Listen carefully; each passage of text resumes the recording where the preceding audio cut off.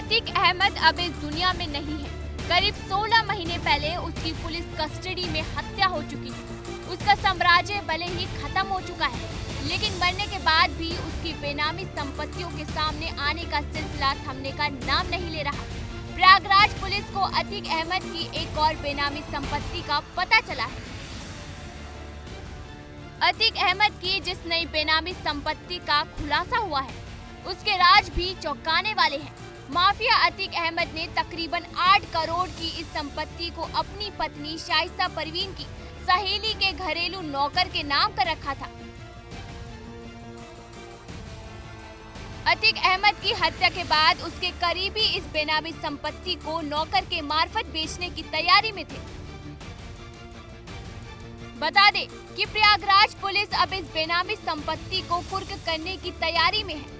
Gangster act की धारा के तहत इस संपत्ति को कुर्क करने के लिए पुलिस कमिश्नर ने कोर्ट से इजाजत मांगी है। कोर्ट से मंजूरी मिलते ही पुलिस इस संपत्ति को कुर्क करने की कार्रवाई शुरू कर देगी।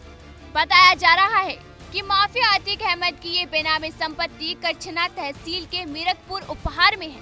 प्रयागराज के डीसीपी सिटी दीपक भुकर के मुताबिक इसकी अनुमानित मार्केट कीमत तकरीबन 8 करोड़ रुपए है। प्रशासन के डर से अतीक अहमद के परिवार ने इस जमीन को माफिया की पत्नी शाइस्ता की सहेली रहना के घरेलू नौकर श्यामजी सरोज के नाम पर रजिस्ट्री कराई थी। शाइस्ता की सहेली रहना का पति जावेद भी अतीक अहमद से जुड़ा हुआ था।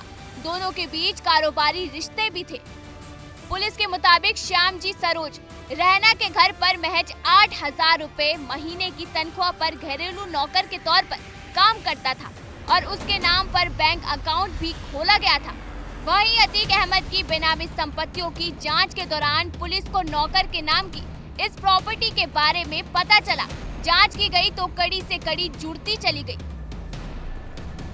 देखिए, ये इनपुट पुलिस को मिली थी और क्योंकि गैंगस्टर एक्ट की विवेचना प्रचलित है, तो इसमें गैंगस्टर एक्ट 14(1) के तहत एक श्यामजी नाम के व्यक्ति के नाम पे कुछ ज़मीनें नैनी थाना क्षेत्र में मिली थी और जब उसमें गहनता से जांच की गई इन्वेस्टिगेशन के दौरान, तो उसमें ये पाया गया कि वो बेनामी संपत्ति है और वो जो माफिया इसमें मृतक अतीक उससे संबंधित वो जो प्रॉपर्टी थी, तो इसमें जो प्रॉपर्टी आइडेंटिफाई हुई है उसकी कीमत लगभग 7 से 8 करोड़ है, बाजारू कीमत जो है।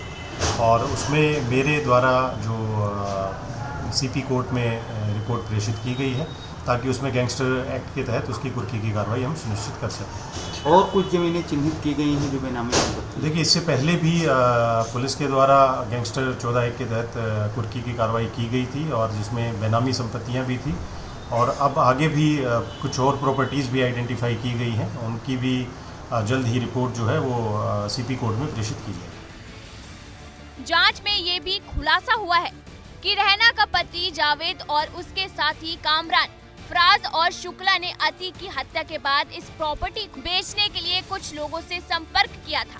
साथ ही नौकर शाम कहीं राज ना खोल दे और बदल ना जाए, इसके लिए उसे घर में बंद करके रखा जाता था। इतना ही नहीं, उसके साथ मारपीट की जाती थी और जान से मारने की धमकी दी जाती थी। वहीं इस मामले में कुछ महीने पहले ही शहर के अतरसुइया पुलिस स्टेशन में चारों आरोपियों के खिलाफ केस भी दर्ज किया गया था।